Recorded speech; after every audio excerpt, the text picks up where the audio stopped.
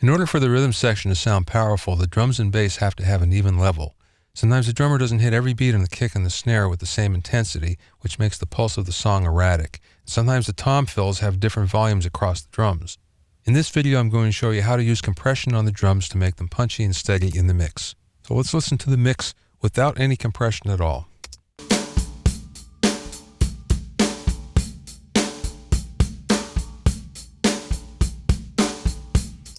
We hear a little bit of leakage there in the background, but that's okay. The first thing we're going to do is go to the snare drum and have a listen.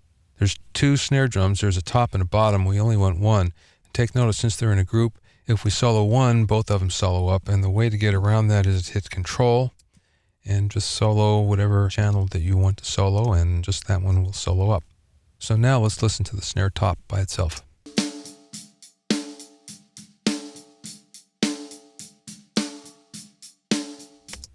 I already have a compressor limiter installed in the snare channel. Let's bring that up. This is just the stock Pro Tools compressor limiter. And we're going to use this just to show you that it doesn't matter which one you use. You can make it sound really good if you know how to set it up. Let's insert it and hear what it sounds like.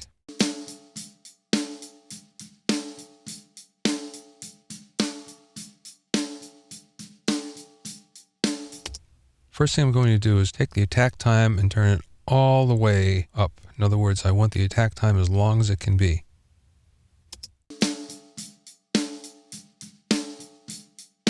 So now I'm going to back off on it.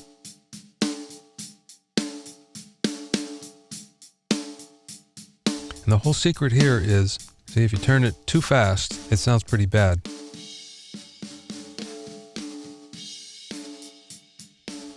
The reason why it sounds bad is you've cut the transient off the front end of the sound, and you want to keep that.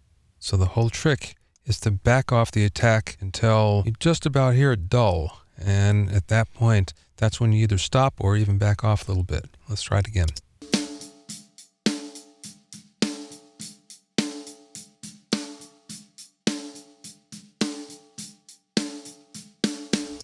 Somewhere in there is really good. Now, the next thing we're going to do is set the release time. And on the drums, the best thing to do is set the release so it makes it seem as if the snare drum is elongated until the very next snare hit.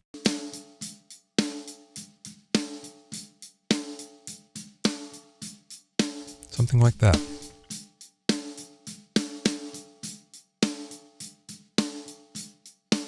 Now this may be a lot, and it's about 60 dB of compression. We want to start with only a couple, and we'll actually increase it as we go along if we need.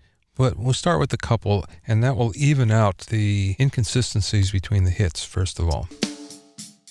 Back off the threshold.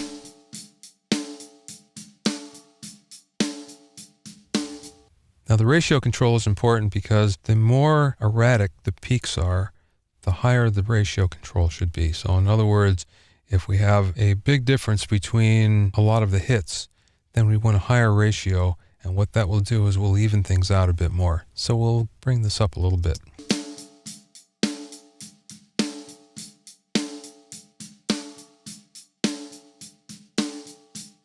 Last thing we're going to do is we're going to set the gain control. When we initially insert a compressor, whenever the compressor exceeds its threshold, it attenuates the signal. And in order to bring that signal back up to about where it was before, we use the gain control in conjunction with the bypass. Let's listen.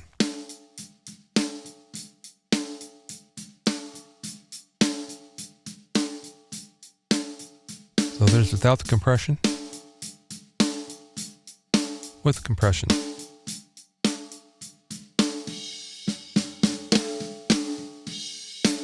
It's about the same level, but you can hear that it's a little more punchy.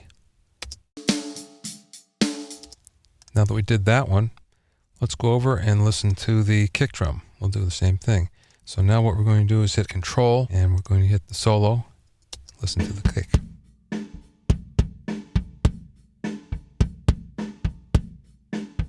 Once again, we have the generic compressor limiter from Pro Tools, and we'll do the same thing.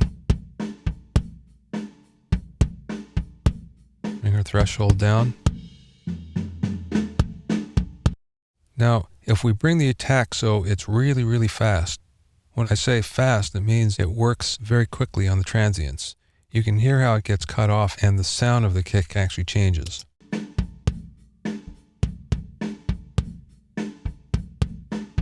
So if we bypass, you can hear the difference.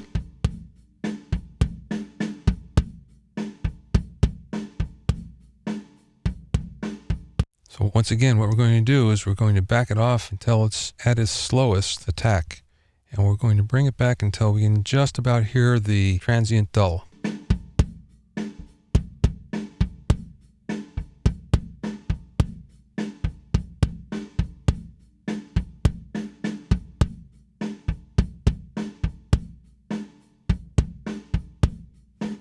Now once again, we use the release exactly the same way. We lengthen the release until it makes the kick sound like it's lasting a lot longer. We want the kick envelope to fill up between the first kick and the next time it hits.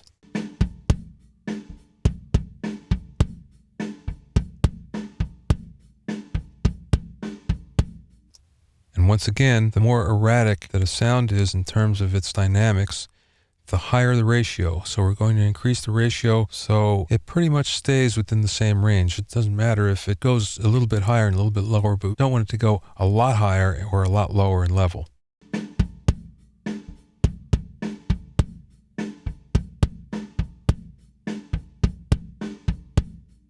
And then finally, we'll use the gain control to give us about the same level as when the compressor is bypassed. So let's listen to it without any compression. Now let's listen to it with compression.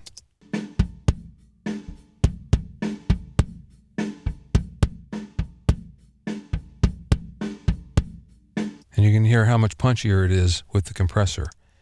Now let's listen to just the one kick and the one snare compressed.